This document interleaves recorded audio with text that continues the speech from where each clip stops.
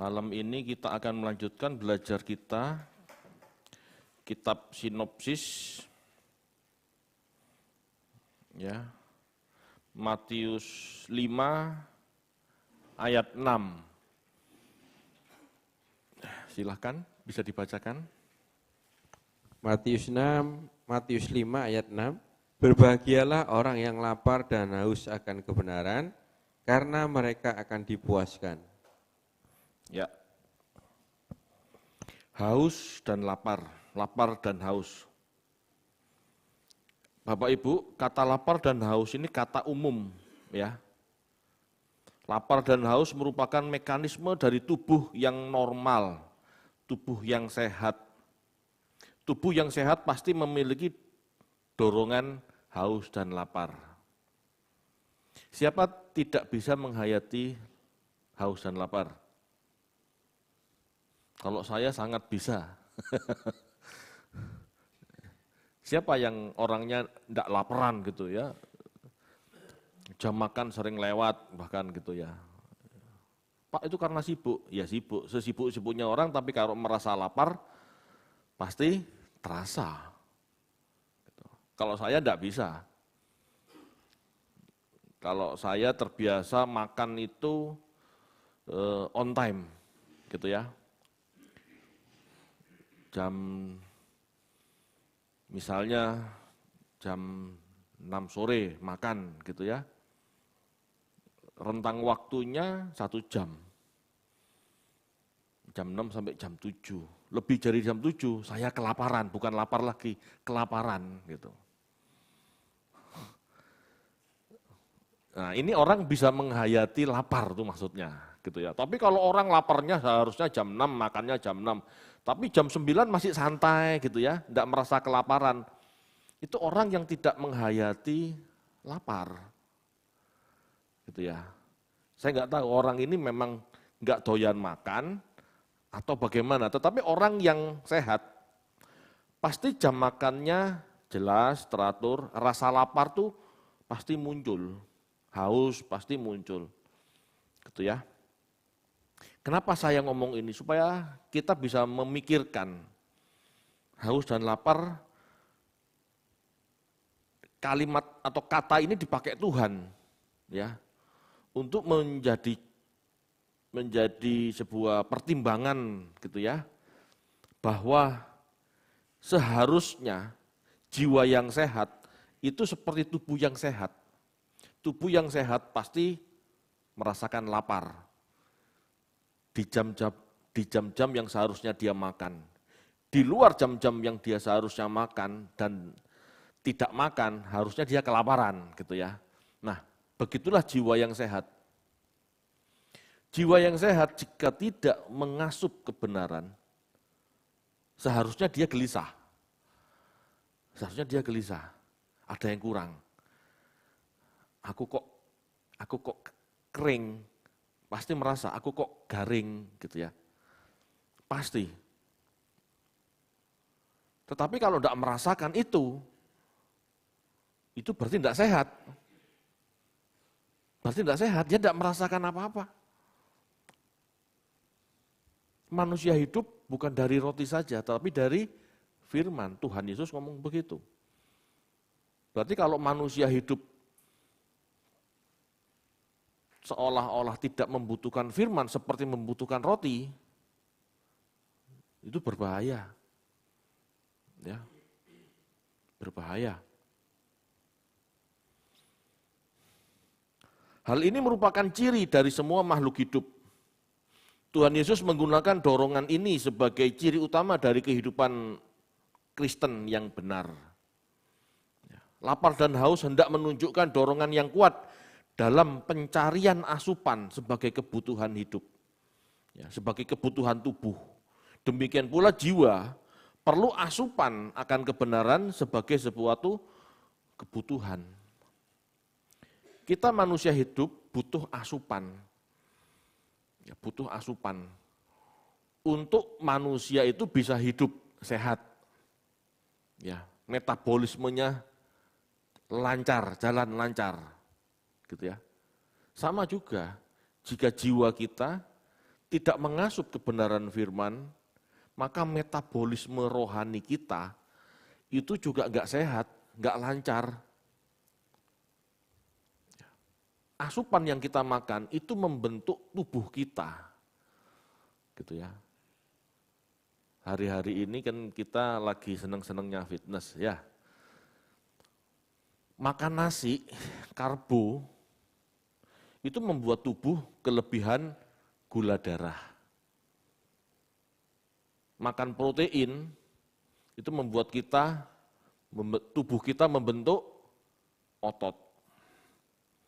Masing-masing jenis makanan punya fungsinya masing-masing. Makanya setiap orang harus mengkonsumsi makanan dengan tepat. Demikian juga firman Tuhan. Firman Tuhan yang tepat itu mempengaruhi jiwa kita. Firman Tuhan yang tidak tepat, yang salah, ya juga mempengaruhi jiwa kita. Seperti karbo kebanyakan bagi orang gemuk, obesitas, bagi orang diabetes, gula darah tinggi.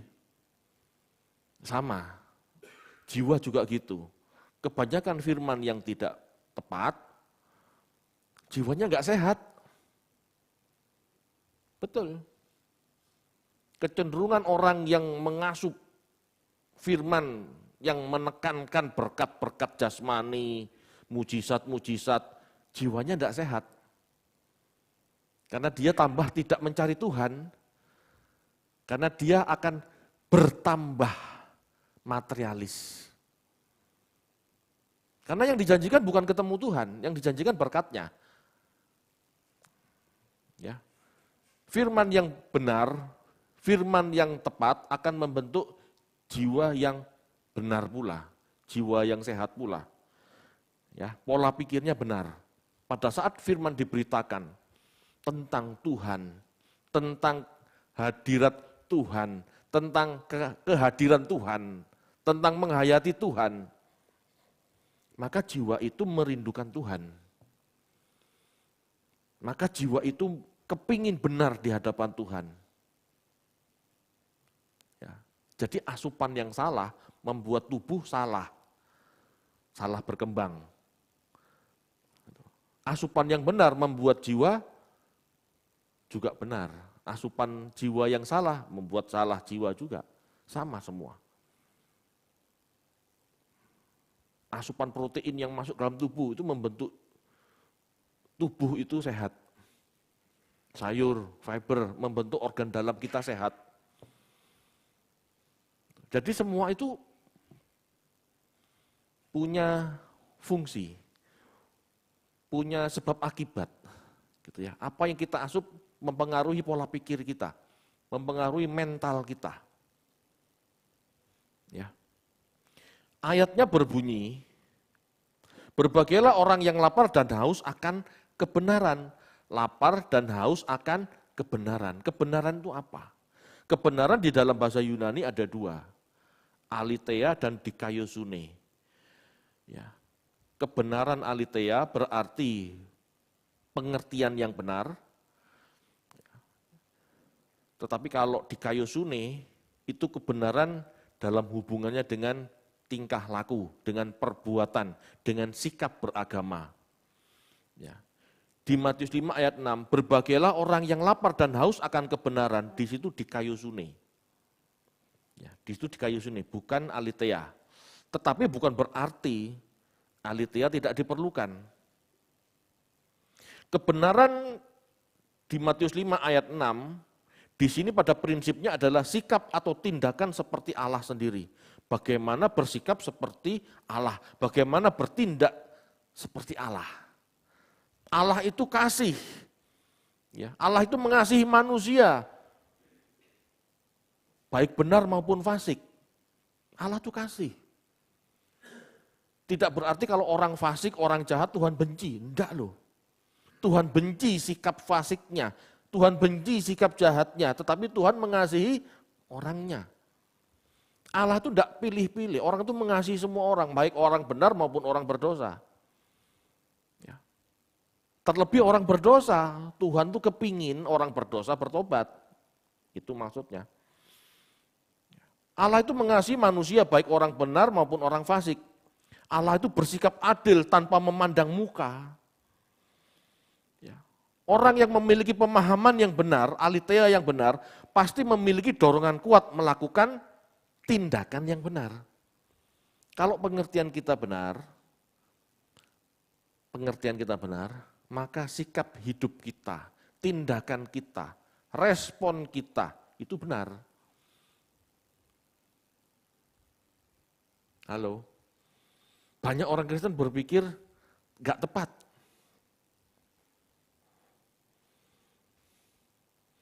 Pak, masalah hidup saya kok bertubi-tubi ya?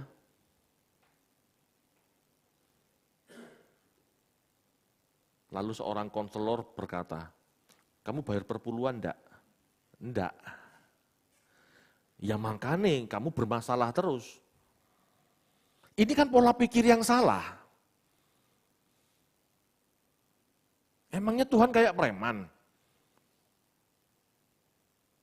Harus pakai jatah bulanan. Kalau setor bulanan pada Tuhan, maka dia baik-baik saja. Kalau tidak setor bulanan, maka Tuhan marah-marah, obrak-abrik. Kayak preman gitu? Kan tidak. Jadi pengertian salah membuat orang bersikap salah. Pada akhirnya orang yang tanya, kenapa aku bermasalah? Kenapa hidupku bermasalah? Dan jawaban pendetanya, jawaban konselornya, karena kamu gak perpuluhan. Maka ini membuat orang yang bertanya terintimidasi. Karena dia tidak mampu membayar perpuluhan. Orang yang tanya seperti ini akhirnya tambah kejam. Kenapa? Dia harus bayar perpuluhan dulu dibanding merawat orang tuanya. Tambah jahat loh. Responnya tambah jahat kalau pengajarannya tidak benar. Jadi aletheia penting. Haus dan lapar akan kebenaran, haus dan lapar bersikap benar. Berbahagialah orang yang haus dan lapar untuk bersikap benar. Bagaimana bersikap benar? Aletheia-nya harus benar. Itu ada relasinya. Ya. Di Kaiosune dalam perjanjian baru adalah kebenaran yang berhubungan dengan sikap beragama yang tepat. Ya, di Kaiosune itu ada beberapa yang dipandang sebagai sikap yang benar atau di Kaiosune di zaman Tuhan Yesus ya, yaitu belas kasihan, amal, sedekah, keadilan, ya, hidup doamu, hidup puasamu, itu termasuk di Kaiosune. Ya. Bersikap adil enggak, jujur enggak, itu di Kaiosune. Kita enggak akan pernah adil, jujur, punya belas kasihan, apalagi memberi sedekah, jika pengertian kita salah. Makanya saya tadi kasih contoh perpuluhan. Perpuluhan itu membuat orang tambah kejam terhadap sesamanya karena dia mendahulukan tradisi manusia. Yesus mengatakan perpuluhan itu tradisi manusia. Coba baca ayatnya. Kenapa engkau mengabaikan perintah Tuhan, hormatilah orang tuamu? Gara-gara apa? Menekankan tradisi manusia. Kan Tuhan ngomong begitu. Orang yang tidak mengerti kebenaran, terbalik pola pikirnya. Tradisi manusia dianggap kebenaran, menghormati manusia dianggap bukan kebenaran.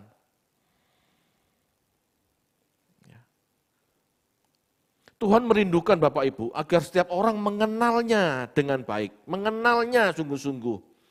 Hal ini bertujuan supaya kita memiliki hubungan yang harmonis, selaras dengan Tuhan.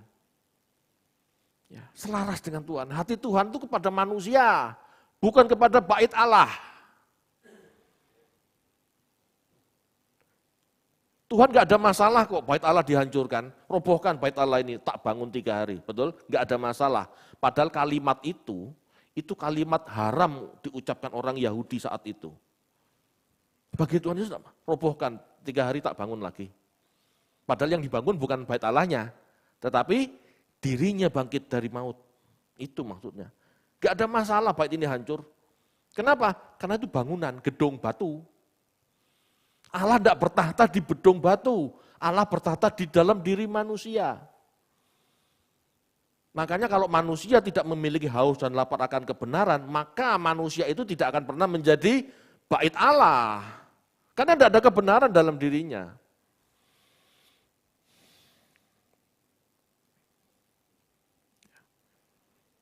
Tuhan Yesus adalah aletheia. Tuhan Yesus mengatakan, akulah jalan, kebenaran, dan hidup. Nah, kebenaran di situ aletheia. Ya, jadi kalau kita memahami Yesus adalah Tuhan kita, percaya Tuhan Yesus adalah aletheia, kebenaran yang harus kita pahami ya harus selaras dengan kebenaran Tuhan. Fokusnya kepada jiwa-jiwa, fokusnya kepada manusianya, bukan gedungnya. Ya. Jadi pelajaran yang menekankan perpuluhan itu sangat jahat sebetulnya. Karena membuat manusia hilang fokus. Seharusnya manusia fokus sama sesamanya, bukan fokus sama gedungnya. Yang disebut gereja ini manusianya sebetulnya, bukan gedungnya. Saya ngomong begini bukan berarti tidak boleh punya gedung gereja, boleh. Tapi ya secukupnya lah, yang pantas. Gak usah mewah-mewah, gak usah canggih-canggih.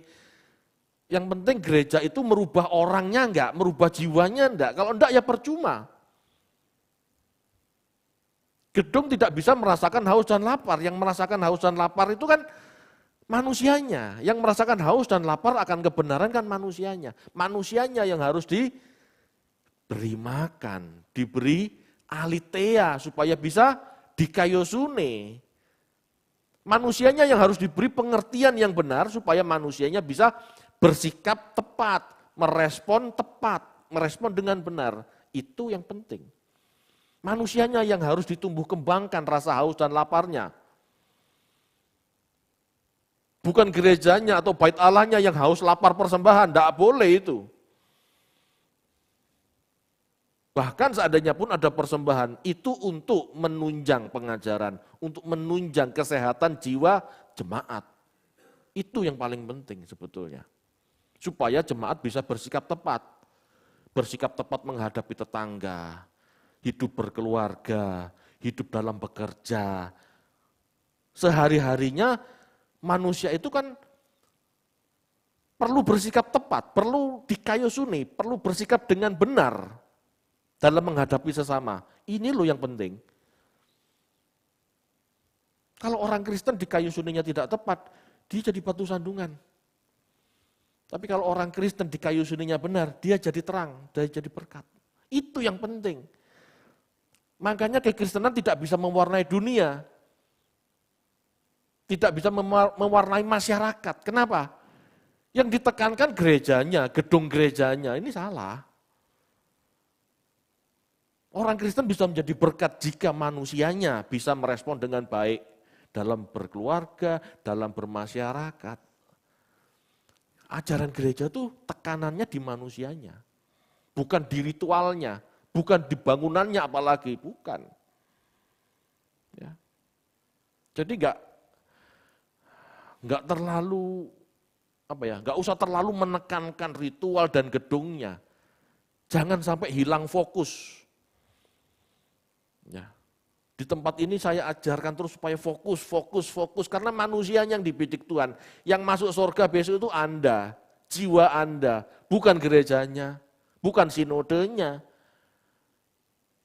Apalagi ritualnya, belum tentu ritualnya begitu kok di sana. Bahkan bisa jadi di sana nggak ada ritual. Halo? Ritual ini kan manusia yang mengadakan. Saya tanya, pada saat manusia diciptakan, pada saat Adam diciptakan, ritual apa yang ada? Sejak semula Allah tidak menciptakan ritual. Pak itu Pak persembahan Kain dan Habel, ya itu kan setelahnya. Setelah manusia berpikir bagaimana menghormati Allah, caranya seperti itu. Itu kan cara manusia purba.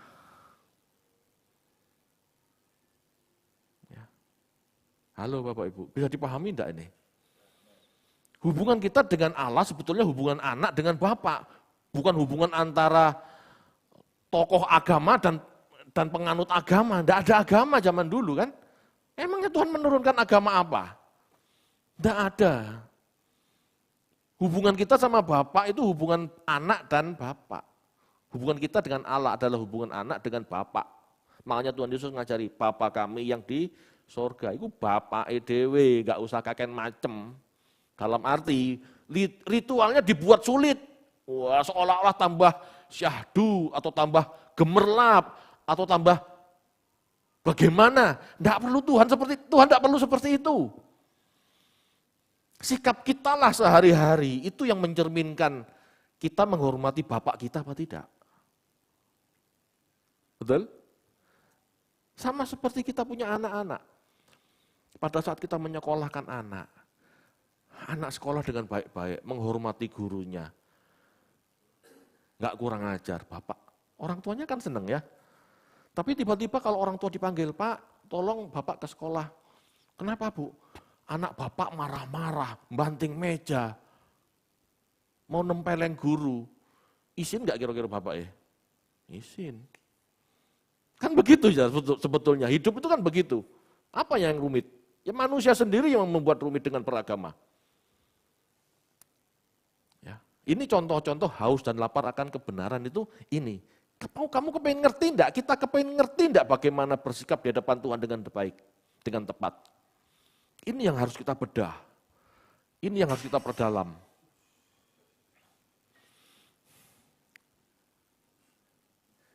Haus dan lapar akan kebenaran berbeda dengan sekedar ingin memenuhi tuntutan hukum.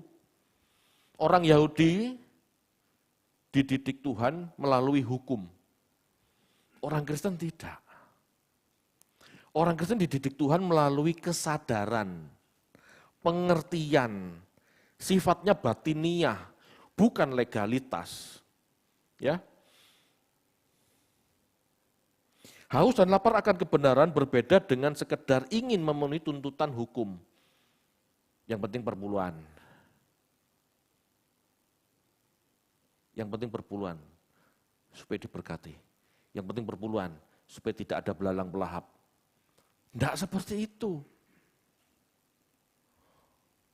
Haus dan lapar akan kebenaran berarti aku rindu memberi persembahan. Aku punya kerinduan menolong sesamaku. Aku punya kerinduan mendukung pelayanan gereja. Ada kerinduan. Bukan untuk mendapatkan balen, tidak. Bukan juga karena tadi wong Kristen ya harus begitu, tidak. Tapi ada kerinduan. Kerinduan inilah yang disebut respon yang benar. Kalau cuma sekedar taat hukum, itu bukan respon yang benar. Itu karena kita takut ditangkap polisi, kan gitu.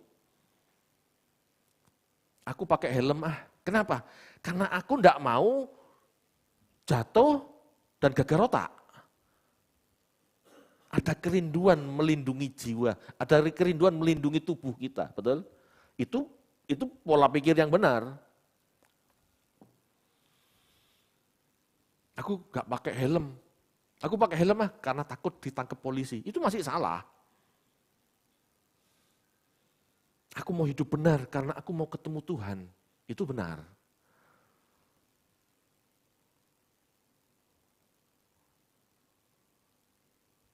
Kalau gak mau, aku mau hidup benar karena aku takut masuk neraka. Itu gak tepat loh masih.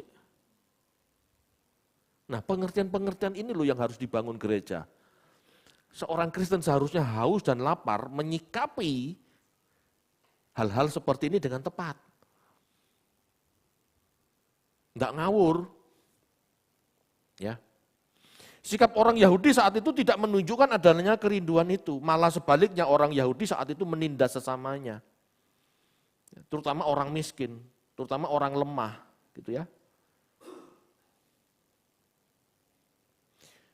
Bapak Ibu, sikap adil, bersikap adil itu di kayu sune. Bersikap adil itu kebenaran bersikap. Sudahkah kita bersikap adil? Kalau nggak bisa bersikap adil ya jangan ngomong punya kasih, karena kasih itu melampaui adil. Sikap adil, ya contoh ini, sikap adil dengan berbagi dengan orang lain tidak boleh hanya dilihat dari prestasi kerja, namun harus ada belas kasihan. Bapak Ibu, UMR sudah ditetapkan pemerintah. Kita lakukan itu adil. Tetapi apakah cukup UMR? Apakah cukup?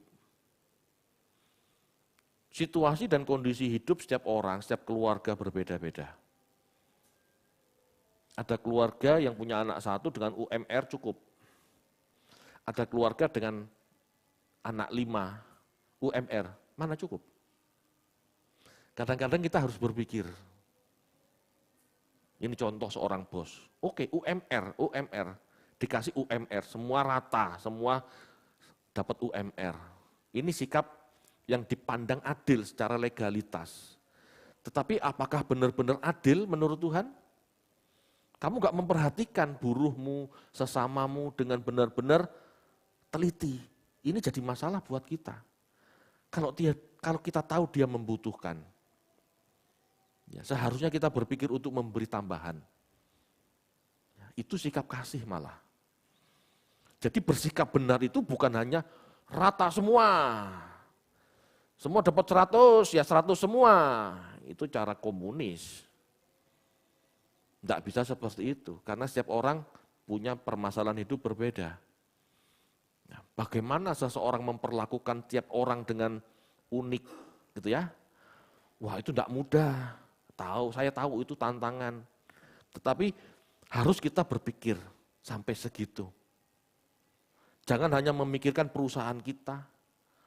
Yang penting perusahaan saya jalan lancar. Saya melakukan keadilan, Pak. UMR semua. Itu sudah bagus, betul. Tetapi masih kurang sebagai seorang Kristen. Kalau kamu melihat saudaramu masih ada yang kekurangan karena memang punya kelebihan beban hidupnya, ya harusnya kita berpikir bagaimana kita mengentaskan itu. Tetapi itu tidak mudah, saya tahu. Tapi itu tantangan kita orang Kristen. Itu tantangan kita orang Kristen. Makanya gereja harus mendukung adanya diakonia, harus mendukung. Jangan sibuk bangun gedung, jangan sibuk menghias gereja. Orang-orang itu loh yang perlu diperhatikan. Sehingga akhirnya bisa merespon. Sehingga akhirnya haus dan lapar akan kebenaran ini bisa apa? Bisa diatasi, bisa dipenuhi. Ya. Kita nggak bisa melakukan sendiri, ya kita lakukan bersama-sama. Sebagai sebuah jemaat, harusnya begitu. Seperti Yesus hadir untuk menebus semua orang. Adil kan? Yesus hadir ke dunia untuk menebus semua orang, adil kan? Tetapi bagi mereka yang berdosa, Tuhan memberi perhatian lebih. Betul enggak? Emangnya Tuhan enggak mengasihi orang Farisi? Yang merasa benar itu? Mengasihi kan? Apakah penebusan Tuhan tidak mencakup orang Farisi yang menyalibkan dia itu? Dia juga ditebus loh. Pernah enggak kita mikir? Pada saat Yesus disalib, penebusan ini untuk siapa? Hanya orang percaya? Kan firman Tuhan tidak mengatakan begitu. Termasuk yang menyalibkan dia loh, dia tebus. Betul enggak? Nah, saya mau kembali. Yesus hadir untuk menebus semua orang. Baik maupun jahat. Percaya maupun tidak percaya. Itu adil semua orang. Tetapi ingat, Tuhan mengatakan, dia lebih fokus kepada yang berdosa. Dia lebih fokus pada yang bermasalah. Kita baca yuk, Lukas 5 ayat 32.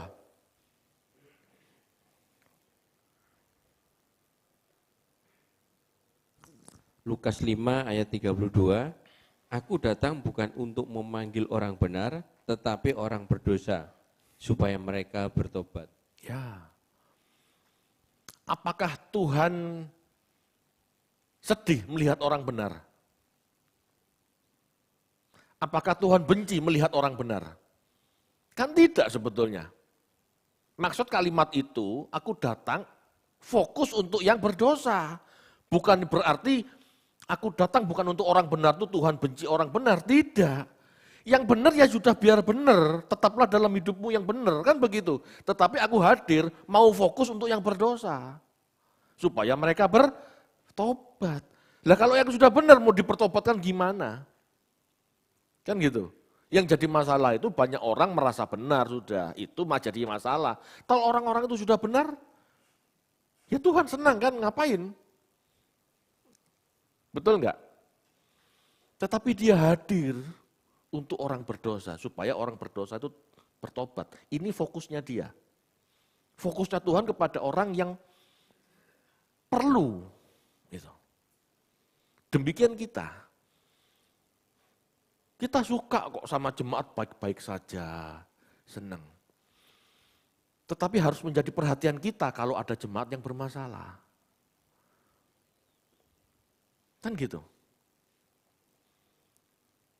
Kita senang kok sama orang-orang yang benar-benar mau berubah, bertobat. Gitu ya. Tapi bagaimana caranya ngajak orang yang merasa nggak butuh bertobat, akhirnya jadi mau bertobat. Bagaimana mengajak orang yang tidak mau belajar, akhirnya jadi mau belajar. Itu kan tidak mudah, tapi itu harus jadi perhatian kita. Harus jadi perhatian kita. Memang nggak bisa maksa. Tapi kan itu yang harus kita pikirkan. Ya. Sampai akhirnya dalam sebuah gereja harus ada kunjungan, gitu ya. Harus ada ngundang makan, gitu ya. Itu kan umpan-umpan supaya ayo kumpul yuk, ayo makan yuk, ayo akrab yuk. Akhirnya tertular kebiasaan mau belajar. Nah ini kan upaya. Gitu ya. Kalau yang sudah baik-baik, yang sudah mau belajar, mau berubah apalagi, ya tidak ada masalah, bagus, silahkan. Gitu loh. Tetapi kan fungsinya gereja, tujuan gereja adalah menumbuh kembangkan rasa haus dan lapar bagi orang yang tidak sehat ini loh. Tidak merasa haus, tidak pernah merasa lapar, kan heran. Kan gitu. Rasa haus dan lapar akan kebenaran adalah modal utama untuk menjadi manusia yang Tuhan kehendaki. Itu modal utama. Kalau kita tidak punya haus dan lapar akan kebenaran, bagaimana kita mau benar? Kalau Anda tidak ada kerinduan pergi ke Surabaya, mana bisa sampai ke Surabaya? Oh enggak niat toh. Kan gitu. Segala sesuatu harus dimulai dengan kerinduan, harus dimulai dengan haus dan lapar. Kalau orang-orang baru menjadi Kristen, bisa dipahami kalau orang itu belum terlalu mengingini kebenaran. Orang-orang baru Kristen, gitu ya. Orang-orang baru mengenal Tuhan, maklum. Tapi apabila perjalanan kekristenan kita telah berlangsung lama, lebih dari 5 tahun, lebih dari 10 tahun, tapi tidak punya kerinduan, haus dan lapar akan kebenaran. Nah ini, ayo koreksi, apakah kita sakit jiwa? Kenapa tidak haus ya? Kenapa tidak lapar ya? Kan sama seperti orang, kalau sudah 1, 2 hari, 3 hari tidak makan, mau sudah lapar? Kan ada masalah. Jangan-jangan punya penyakit. Ada ya penyakit tidak mau makan itu apa namanya? Bulimia. Tidak mau makan. Kan lucu ya. Akhirnya kurus, kering, tulang tok. Bahaya itu kalau deket-deket anjing. Kan aneh orang nggak bisa lapar tuh ya. Berbahagialah kita yang lapar. Ya memang loh Tuhan ngomong ya berbahagialah kamu yang haus dan lapar akan kebenaran. Ini masalah jiwa. Kalau tubuh yang sehat pasti haus dan lapar masalah makan. Ya benar. Langkah bijaksana yang harus diambil adalah berani memilih apa yang mayor dan melepaskan yang minor. Satu-satunya yang mayor yang seharusnya kita pilih adalah Tuhan. Dalam hidup kita Bapak Ibu, banyak pilihan. Kalau kita mau menumbuh kembangkan haus dan lapar akan kebenaran, kita harus punya ya kemampuan untuk meninggalkan yang minor-minor. Orang belajar itu butuh waktu. Orang mengenal Tuhan itu butuh waktu. Waktu baca firman, waktu berdoa, waktu bersekutu, perlu waktu. Apa yang bisa kita tinggalkan, yang minor-minor untuk yang penting ini? Harus.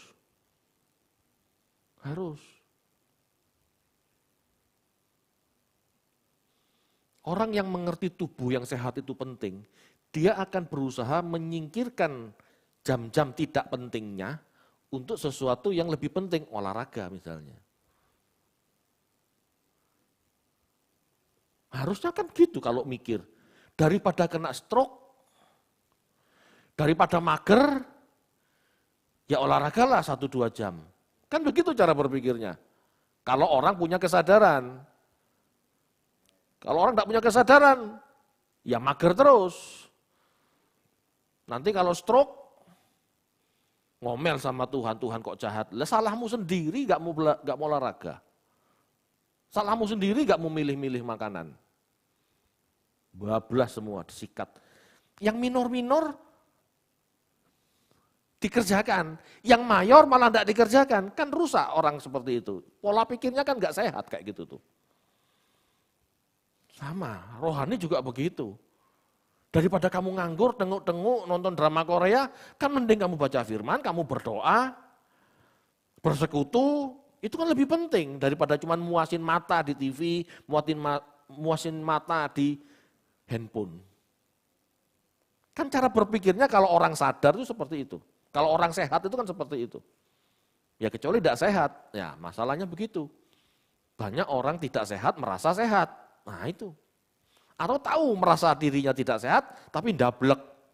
Ada yang kayak gitu. Ini kan masalah jiwa orang itu. Ya, semoga di sini tidak ada.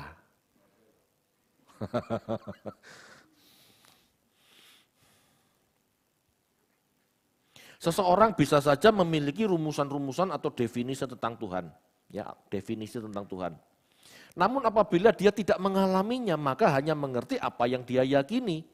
Namun tidak menghidupi, tidak memiliki. Bahkan seseorang dengan pengertian yang baik, dengan pengertian yang benar, belum tentu bisa melakukan tindakan yang benar. Idealnya orang dengan pola pikir yang benar, aletheia, bisa melakukan tindakan yang benar, di kayu suni yang benar. Tetapi kenyataannya ada orang-orang dengan aletheia yang benar tapi hidupnya tidak benar, ada. Ya ndablek tadi itu. Ya. Apa gunanya itu? Apa gunanya kita punya pengertian yang benar kalau tidak merespon dengan benar, kalau tidak bersikap hidup dengan benar? Apa gunanya?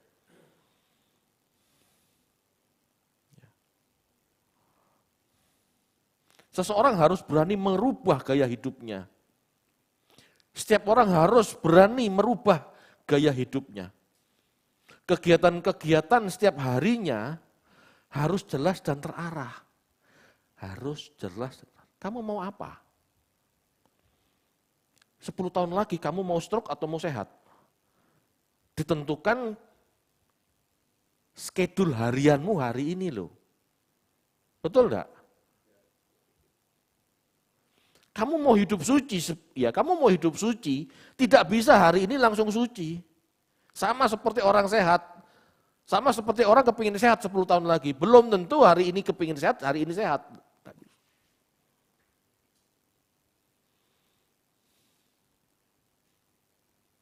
tabur tuai itu begitu Bapak Ibu. Apa yang kita tabur nggak langsung besar. Pohon, mangga, tanam benih, perlu proses. Berapa tahun bisa berbuah Pak? 4 tahun. Harus disiram, harus dipupuk, baru. Tubuh yang sehat juga begitu.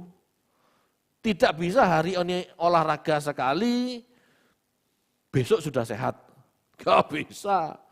Apalagi orang yang mau kurus itu, gak bisa. Saya sudah membuktikan.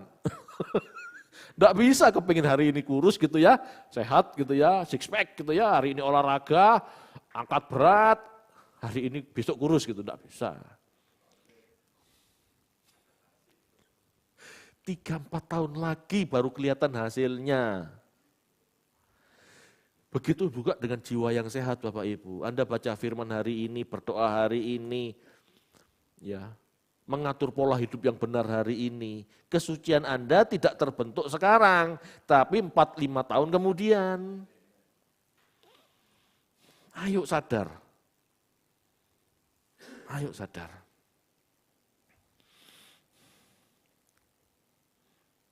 Orang yang haus dan lapar akan kebenaran akan dipuaskan. Ini berarti kerinduan melakukan kebenaran yang kita pahami akan mendapat kesempatan. Orang yang haus dan lapar akan kebenaran akan dipuaskan. Orang yang haus lapar, ya orang yang haus dan lapar memiliki tubuh yang sehat akan mendapatkan tubuh yang sehat. Kalau kamu menghidupi haus dan laparmu dengan benar. Jika kita menghidupi haus dan lapar akan tubuh yang sehat dengan benar, berarti kita setiap hari harus atur pola makan, atur olahraga, atur gaya hidup, tidurnya tidak boleh kayak kelelawar gitu ya, malam, tengah malam gitu. Tidak bisa, harus diatur mulai sekarang. 4-5 tahun kemudian baru dia mendapatkan hasilnya. Baru dia dipuaskan saat itu. 4-5 tahun lagi itu loh baru dipuaskan, makanya bentuknya akan. Berbahagialah kamu yang haus dan lapar akan kebenaran, karena kamu akan dipuaskan. Akan. Bentuknya future. Halo.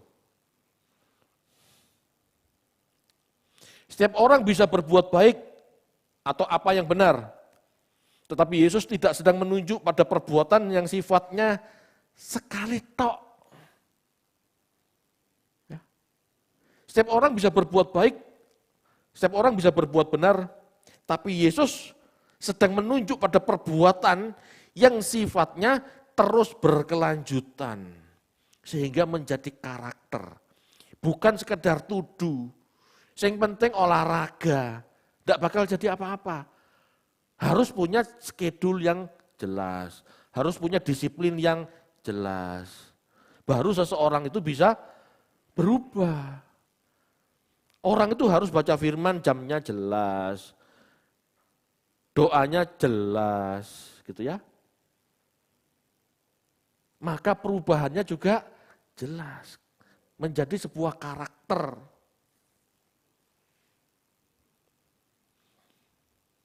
Tidak bisa setiap hari yang mager, nonton drakor, jalan-jalan, lalu kepingin sukses.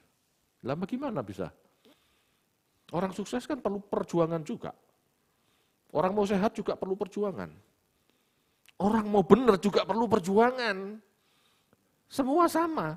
Dan kelak kamu akan dipuaskan kalau kamu menghidupi yang kamu cita-citakan itu dengan benar. Ada proses Bapak Ibu. Menjadi seperti Kristus, ya menjadi seperti Kristus yang penuh hasrat, inilah anugerah, inilah kesempatan. Ya.